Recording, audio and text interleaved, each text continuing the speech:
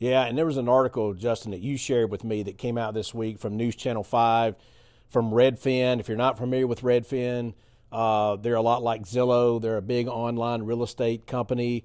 But the headline right here shows that Nashville now is the nation's second largest or strongest buyer's market. So that's not great news, Justin, for sellers, but it is a great bit of news for buyers in this market. And what do you think? I mean, don't you think prices have to come down now at some?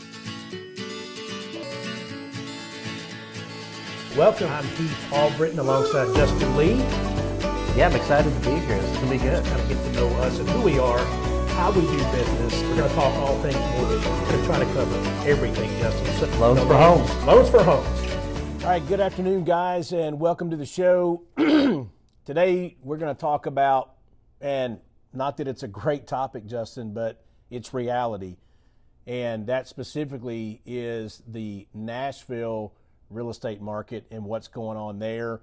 We know in years past, Justin, how hot the Nashville market has been, real estate. I mean, it's, for buyers, sellers, everybody involved, and that has now shifted.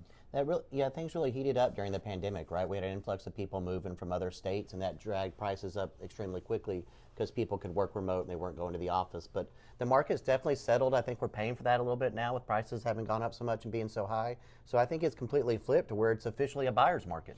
Yeah, and there was an article, Justin, that you shared with me that came out this week from News Channel 5 from Redfin. If you're not familiar with Redfin, they're a lot like Zillow. They're a big online real estate company.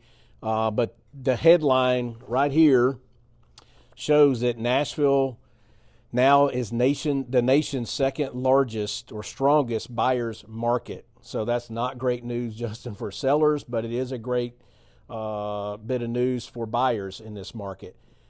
And what do you think? I mean, don't you think prices have to come down now at some point? I think we're seeing reductions already. So you've seen, I think, homes are sitting on the market longer. It's taken 78 to 90 days to sell a home. Over that period of time, you're seeing a couple price reductions, at 3 to 5%.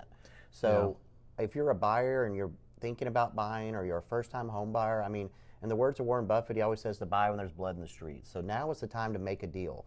Go in, ask for your seller-paid closing costs, ask for a price reduction, ask for title to be paid. Now's the time to make a deal and, have a strong negotiation, in my opinion. Yeah, I know this is news too. That's it's a little eye-opening for people around Nashville. Certainly for me, and it's just not something that we're accustomed to. I was at an open house yesterday. A lot of realtors were coming through. Everybody had the same consensus. Depending on the price point, right? It's a little worse in certain price points, and I think that price point could be in that $1 to $3 million range. That stuff seems to be sitting a little longer than, say, your $400,000 to $500,000 range, where a first-time home buyer can still get in. And what we're seeing is that prices above $5 million seem to be selling pretty decently because those people are paying cash. They're not borrowing. They're not as worried about what rates are doing or the market in general necessarily. So it's going to be interesting to see what's going to happen going forward. But I personally feel like we're going to see some price reductions, as we see these things continue to sit a little longer. I think we have to. I mean, that's the one thing that we can control. I mean, the only thing you can do is bring prices down to make the numbers work. And we can't control rates. That's going to move with the market, and rates have stayed elevated longer than anybody thought they would. And we're just not seeing that give below 6% to get in the 5% range. So the only thing you can play with is the price point. So sellers are going to have to reduce to be able to move it if they really want to sell the house. Yeah, and that may not be enough either. We don't know. Yeah. It's to be determined. Now, one thing this article addressed, Justin, it said that there are now twice as many buyers as there are sellers. Twice as many sellers as there are buyers now. So, that demand, guys, is completely flip-flopped. And I think it's just people are nervous right now. There's a lot going on with this Iran stuff, the price of oil, inflation, jobs, everything that's going on into this, and people are scared and they're just not making a move. And with the continued increase in interest rates, when these things, in the high 6s, low 7s, people just aren't excited about making a move. And certainly if you've got a 2.5%, 3% rate, 3.5%, anything below 4%, and if you don't have to move, you're just not doing it. Yeah.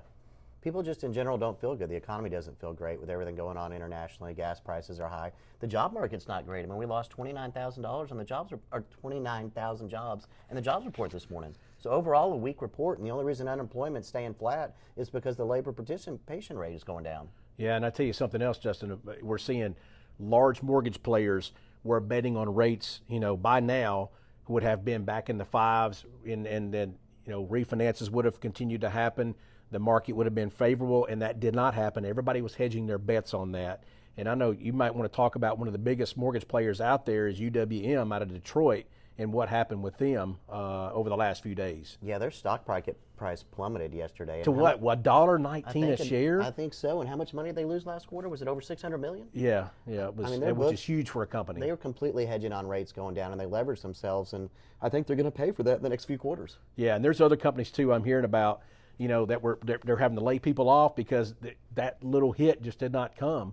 And it looks like this market may be this way for the next year, maybe even two, and companies are going to have to now start preparing for that. I think it's a rude awakening. Much longer process to pull out of this than anybody thought. It's going to take longer than anybody thought. So we're just going to have to be patient. And we're here to help you, right? So if you are looking to buy, you do want to get pre-approved, you do want to look at numbers, we both believe that now is a great time for buyers, and we're both here to help. Yeah.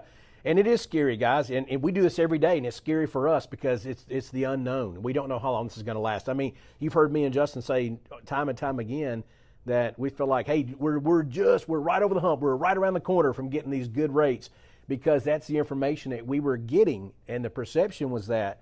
And now that we're, the things that we're seeing now, we're not as optimistic that we're going to see the lower rates, come soon enough.